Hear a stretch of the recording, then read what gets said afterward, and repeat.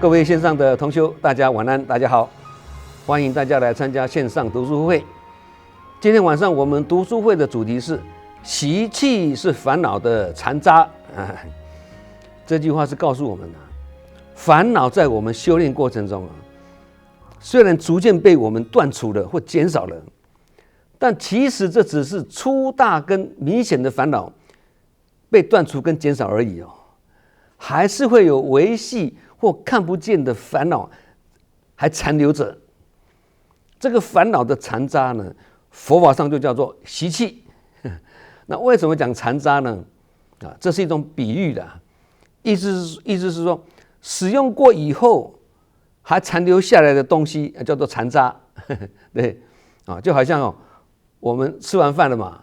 那桌子看起来是收拾得很干净的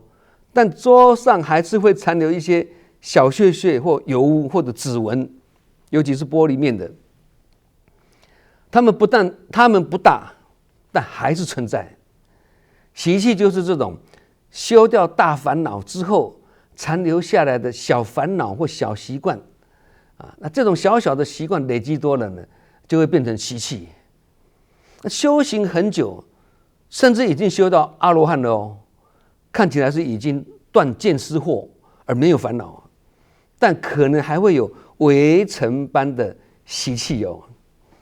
微尘般的傲慢也算是啦像说话口气很重啦，常常讲负面的语言啦，爱贪小便宜啦，或从小养成的小恶习啦，或者事情如果不合他的意，马上翻脸跟翻书一样等等。这样的人他可能自认我已经没有什么烦恼了，但仔细看却还有很多烦恼的残渣，他自己不知道，叫做习气刚刚上面讲的这些习气都是烦恼的残渣嘛，所以残渣是在提醒我们，别以为修到没烦恼或烦恼减轻了就是大功告成了还没有那些微细微小的小习气很难除，这个才是修行最大的考验呢。我们举例来讲，大家会更明白这个道理了。烦恼就好像碗里面的那个饭菜容易看得见，也容易清除掉。那习气呢，就是碗里面的这个油垢必须洗好几次才会清除干净。如果洗不干净的话呢，下一次要用的时候，碗会发酸，会有怪味道。大家应该都有这种经验过了那人的脾气或者说话口气或者是面对人事的那种惯性反应就是碗里面的这个油垢啦，碗上面这个油垢啦，也就是烦恼的残渣啦虽然看起来好像不会马上发生什么重大的事情，但却很可能一触即发还会再生烦恼油污过了会发臭不是吗？过时就发臭了嘛。所以修行就是不能只洗一次碗就算了，要一遍一遍的刷，一遍一遍的冲直到洗得干干净净为止这样装进去的汤才不会有怪味道嘛。所以不要以为自己没有脾气了，其实还是没有碰到引爆的情境而已的不是脾气好，是还没有踩到你的底线，踩到你的底线，你可能就受不了脾气就来了一旦碰触到可能也会一触即发修行不怕碰到大烦恼，再大的烦恼佛法都有办法去对治，但最可怕的是什么？烦恼的残渣。这个是还未成佛或还未修炼之前就有的小习气，这从小养成的，已经根深蒂固了，很难去除了。也才说烦恼易断，习气难除，去渣不尽味道依旧啦所以在家跟出家都是一样的情形佛陀的10大弟子们个个都有习气脾气反而比较好断除习气就难很多了佛陀的10大弟子中很多都是有头衔的什么第一的例如目犍连被封为神通第一，舍利佛是智慧第一，阿那律是天眼第一，富罗那是说法第一，须菩提是解空第一，迦旃延是论义第一，优婆离是持戒第一，罗睺罗佛陀的儿子罗睺罗是密行第一，大迦叶是苦行第一，等等这些第一的封号，只是针对他们在某一方面的修行专长跟成就而言并不代表他们是没有习气的这些弟子在成为阿罗汉之前还是有习气，只是后来透过修行才慢慢的逐步的断除了烦恼跟习气把它减少，但是还是有看不见的残渣。那以小乘佛教的观点来看是这样子，证到阿罗汉的果位，就算是断尽三界烦恼，也就是能断除贪嗔痴的粗重的烦恼，也能够清除烦恼的残渣也就是能够消除习气这个是小乘佛教的看法啦。那如果以大乘佛教的观点来看，那可能就会有一些差异大乘的经论例如《楞严经》就提到了阿罗汉可能还有微细的无明很微细微小看不出来，但是这个并不代表没有大乘也认为阿罗汉已经是很高的成就了，但是成佛的标准是比阿罗汉更高强调连微细的无明跟微细的习气都不能有是干干净净的叫做佛智，也就是我们常常讲的大圆净智所以大圆净智就是佛智，意思是说佛的心是清净的、圆满的、无碍的，就好像一面巨大的明镜它能够真实照见一切的人事物人来照人，物来照物，无所不照我们无所遁形但是他自己也没有他自己也不会被影响不被沾染他可以照别人，但是自己不会被影响那我们一介凡夫刚好相反，凡夫心是镜面布满灰尘所以看到的影像都是模糊不清的嘛。那我们还误以为这个不清楚的影像是实相甚至认为自己眼睛所看到的事情一定是事实其实这个是只知其一不知其二还是属于盲聋瞎徒之辈所以透过做志工来修身养性就是要擦去镜子上厚厚的灰尘先断除粗重跟明显的这个灰尘，也就是烦恼那再进一步细心去擦拭镜子上面微细的那些灰尘、油渍或者指纹大烦恼跟大习气先把它除掉再来除去微尘般的小烦恼跟小习气一步一步来一直到连最微细的污点都清除了，那镜子才会完全恢复明亮嘛。那这个时候自然就会心明妙法生简单讲烦恼是看得见的大障碍习气则是不容易看见的微细的油污跟指纹等等残渣证严上人在一次开示中语重心长说道哎呀，大家在慈济里面透过活动学到了聪明、经验跟能力但是心灵有否进化呢？习气有否改善呢？智慧有否提升呢？这才是令我担忧的地方这是一句发人深省的开示聪明、经验、能力会随着工作的承担跟时间的累积与日增长嘛这个是比较容易做到的事情然而内心的进化跟习气的去除跟慧命的增长等等，这个需要日积月累长时间的修炼才有可能看到成效有一次我利用随事的方便那趁机就向证严上人请法那我很好奇的问证严上人说，我说上人佛经里面对富罗那的描述好像都十全十美那请问富罗那都没有习气吗？我疑惑的问到了。那证严上人就回答说了，当然有啊，就好像一些人，人家对他批评或误解哦，他不会生气动怒哦，可以忍气吞声哦，但是他回去之后自己在家里生闷气，这样也是习气。证严上人虽然没有直指富罗那是这样的，但是这一句开示我是牢记在心的。当场能够忍住还不够，回去也不能自己生闷气哦，或自己赌气啊，否则就是一种烦恼的残渣，叫做习气耶，很严格啊。这一句开示真的是醍醐灌顶啊，直指人心啊。很会忍耐已经算很厉害了，但还要继续做到没有忍的念头哎。只要还有一点点好，我忍耐，我忍你啊，这样就是没有忍啦。对，能忍气吞声，也不会轻易动怒，这个只能讲说修养很好，是世间法。真正出世的精神是什么？忍而无忍呐，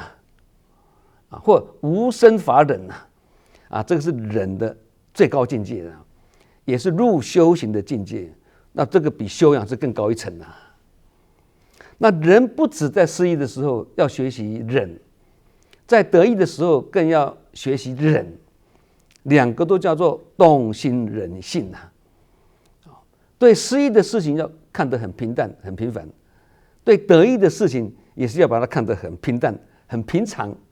啊。不管是得意或者是失意啊，都能够保持这种心态啊，叫做平常心啊。所以才说平常心就是道啊。所以平常心也是修行的道场哎，烦恼也是道场啊。那一般人很容易得意忘形，有些人虽然可以做到得意而不忘形，这个厉害，但比较难做到的是什么？失意而不忘形，也就是动心忍性的功夫啊。失意的时候他也没有忘形啊。有一些人是这样，平常修养很好，但一旦碰到失意的时候，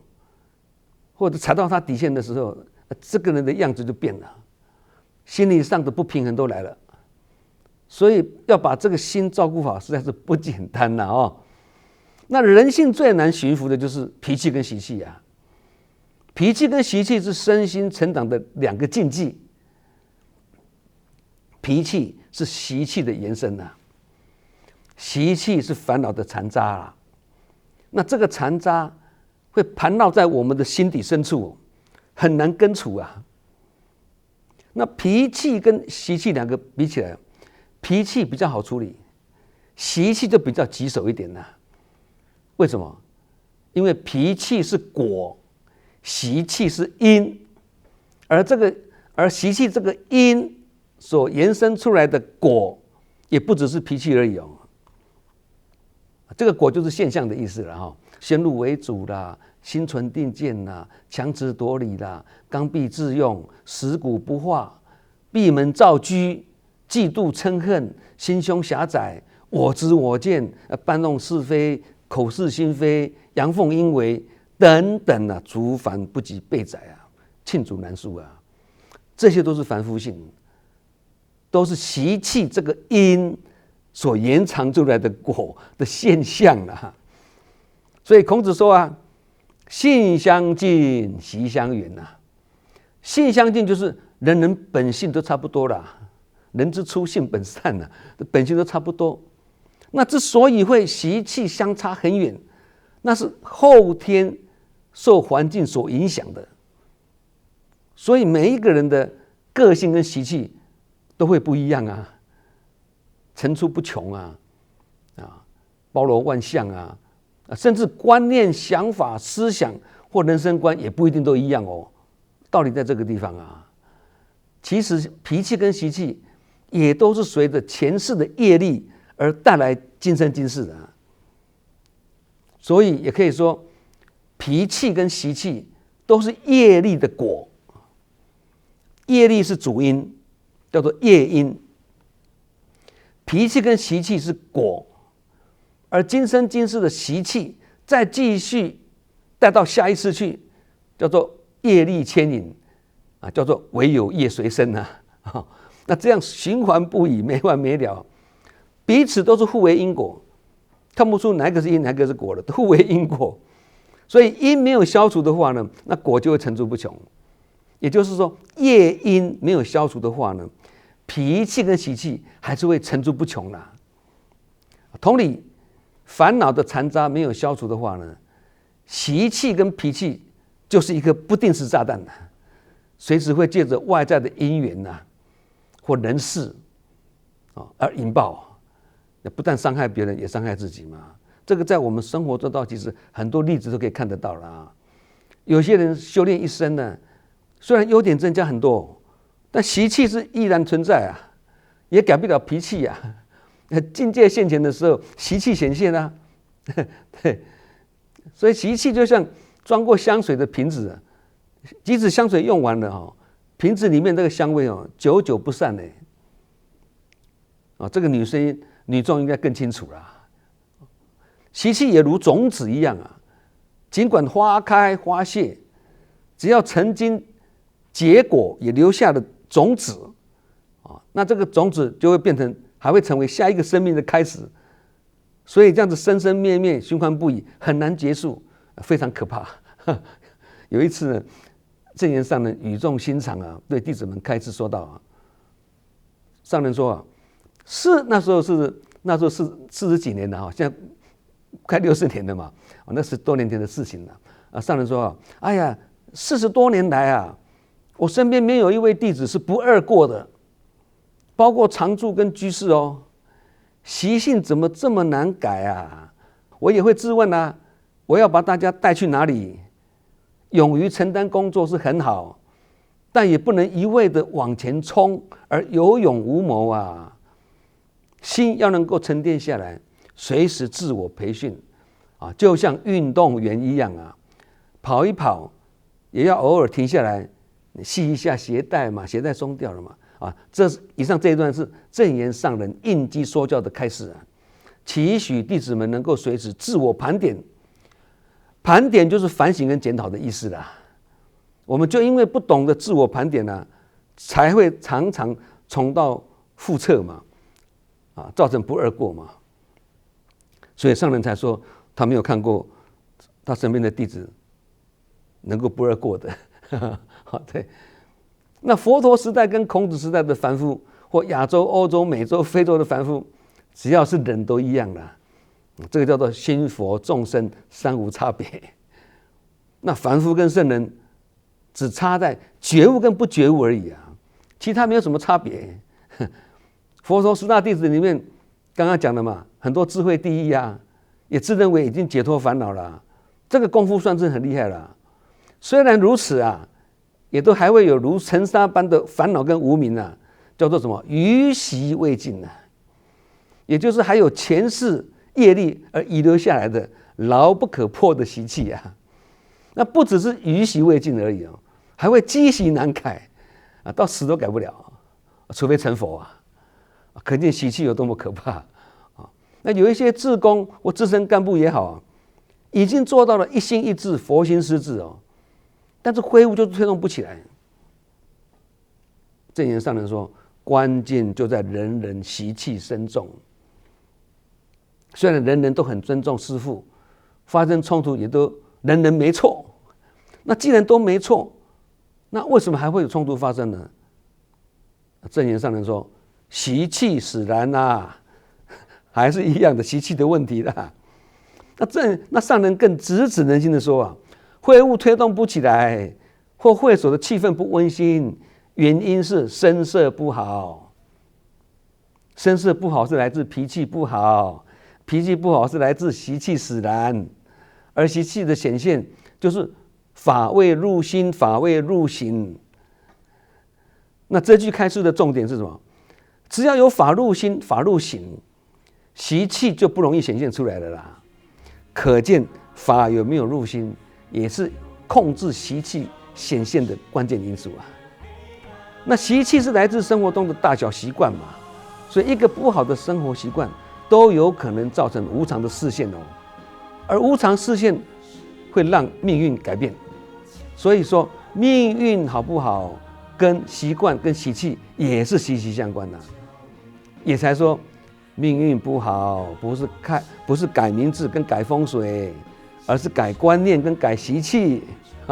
拜神或拜佛都很好，但是拜不如改。